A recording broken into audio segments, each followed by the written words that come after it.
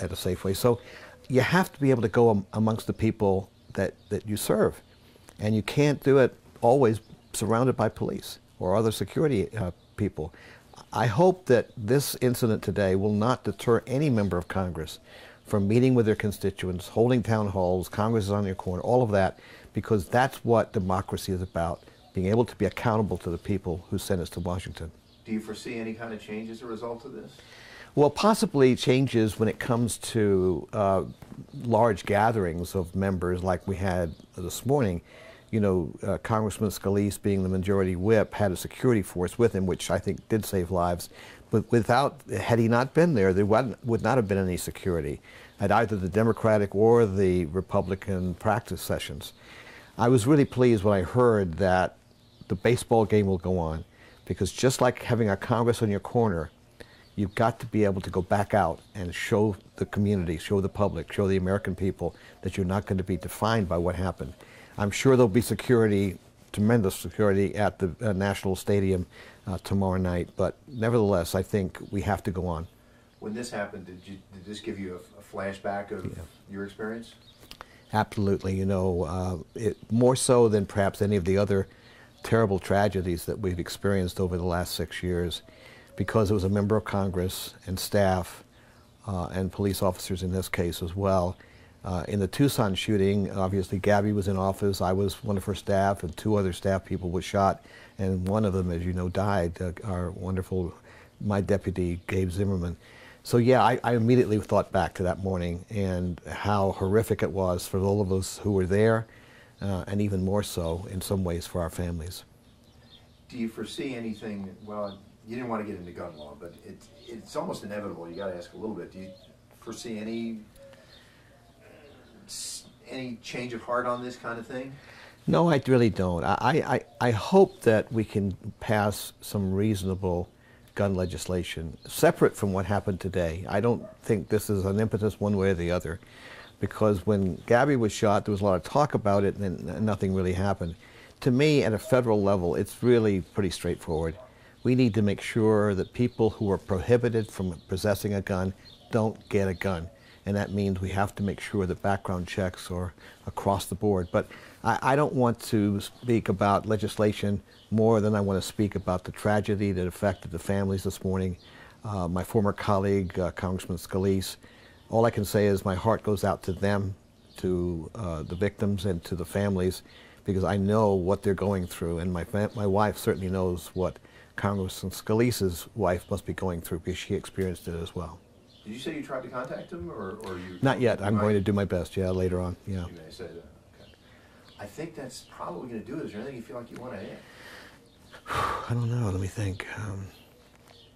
I guess I just want to reiterate, just as we said in Tucson, that we were not going to allow our community and who we are to be defined by the shooting. We were going to be defined by what happened afterwards, which was this amazing uprising of compassion and love and care for all of us who were there that morning. And our community came together. That's what I would hope for all of us in America today. I know that in Congress, in the House today, there is a level of camaraderie that perhaps wouldn't be there otherwise, because whether we're a Republican or a Democrat, we're all serving the people. And we do get along on in a lot of ways that are not often seen in the press, unfortunately. So I think of my colleagues who I serve with, and how today they must be affected deeply by what happened, and wanting to rally around the family and families of the people who were shot. So the friendly competition you were describing associated with this baseball game is a lot of the background that we don't see, because we mainly see people just going at it. That's right. You know, when I was in Congress, I was had the good fortune to be part of the bipartisan working group, and we met every week over breakfast.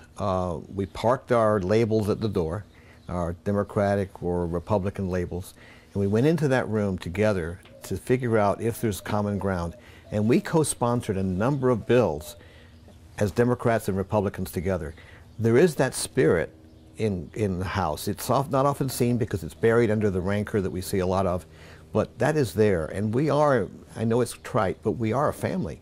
when you go through a congressional campaign and get elected, all of you have something very much in common. You know what it's like to go through the process to get there, and you know what it's like to serve. And that's really why the vast majority of people in Congress are there to serve. Not for self-aggrandizement, they want to serve the community, and I know that's the uniting people today. What incidents like this, we better wait on that plane noise. That's probably better. What incidents like this say about just the state of mind in the country at large? Well, I was comparing in my head this morning what was going on in 2011 with what's going on today. And in 2011, we were coming off a very challenging election. The Affordable Care Act was the major focus of people's attention. The night of the Affordable Care Act vote, when Gabby voted in favor of it, our office windows and doors were shot out by someone who was unhappy with that. And of course, we had the tragedy on January 8th, which I think was more motivated by just someone who was mentally disturbed and didn't get treatment than any political agenda. So it was pretty horrific then. And that's one of the reasons that when I was recovering from surgery in hospital, my family and I put together the Fund for Civility, Respect, and Understanding, believing that we needed to bring more civility and more respect and more understanding into the political discourse. Now fast forward to 2017, coming off the 2016 election, it was just terrible the way people treated one another in that election, in the primary and then in the general. It raised vitriol to a higher level than I've ever seen. We've seen people who are racist, homophobic, all the other phobias that you can imagine, identifying people in our community who they don't want in their community. And we've seen violence in streets and other places around that. So unfortunately, we're at a higher level of uncivil or incivil discourse today than we were in 2010, 2011.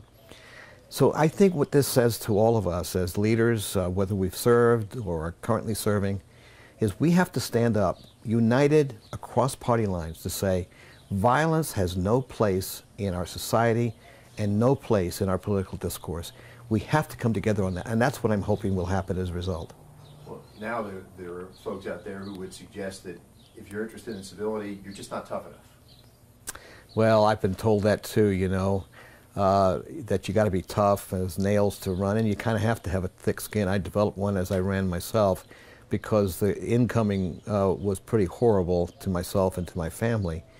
But civility doesn't mean that you don't have